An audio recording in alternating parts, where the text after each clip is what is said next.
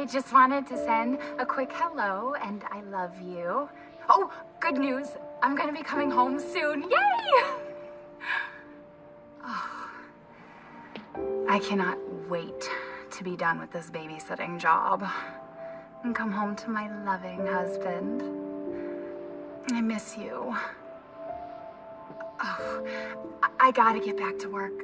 I love you, Ethan. I miss you so much. I'm sending tons of kisses. Bye, baby.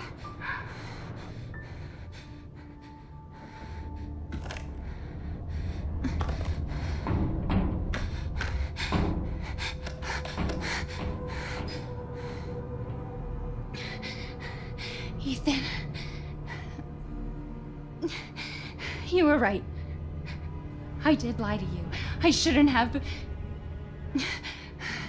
all I can say is that if you get this, stay away.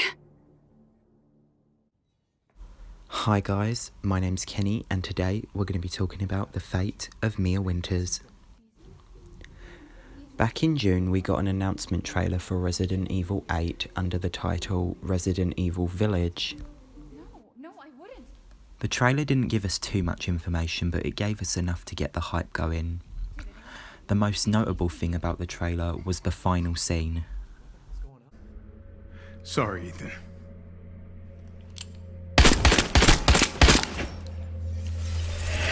Why? So as you can see, Chris Redfield is unloading a round into Mia's face,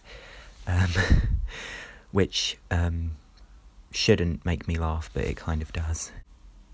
And that's definitely Mia, by the way. Here's a side-by-side comparison.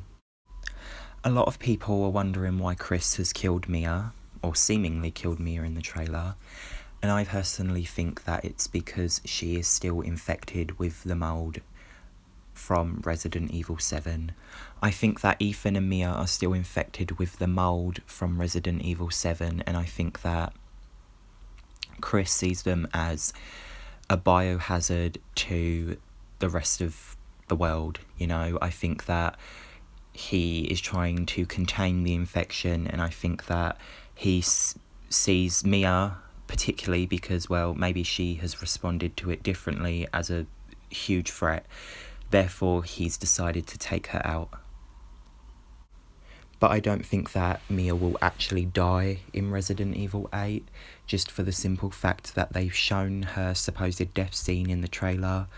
I don't think Capcom would make it that obvious. I feel like Capcom probably want us to think that she's going to be killed off, and then they're going to give us a surprise. Maybe she'll come into the game, you know, later on, or have some kind of DLC dedicated to her. Because when you really think about it, like, it doesn't make a whole lot of sense to kill Mia off, because she was a main character in Resident Evil 7, and I'm not saying that you can't kill off a main character, but it seems to me like her story hasn't really been completed. Like, there's so much about her that we don't know. We don't even know her motives behind her actions in Resident Evil 7, and I feel like they would want to explore that a bit in the sequel, and if they don't, that would be a missed opportunity, I think. I feel like Chris will come into the game in the beginning and kill Mia and take Ethan away, and I think that we'll just kind of assume that Mia is dead, but later on in the game she'll show up and maybe save the day, or maybe even be a villain, who knows. But I definitely feel like she is not dead, because it wouldn't make a whole lot of sense, like, for her to be in the first game as a main character and a playable character, and then just be, like, not in the sequel but, like, in it at the same time. That doesn't make a lot of sense. I feel like there's so much they could do with her character in Resident Evil 8. Like, I would love to see how the events of Resident Evil 7 and her time at the Baker estate, because she was there for 3 years, affected her. Like, because we've seen Jill's PTSD in Resident Evil 3 Remake, and I would love to see how Mia is affected by the things that happened to her. It could add a lot of depth to her character, and I'd really like to see it. and I'd really like to know what you guys think. Thanks for watching, and bye for now.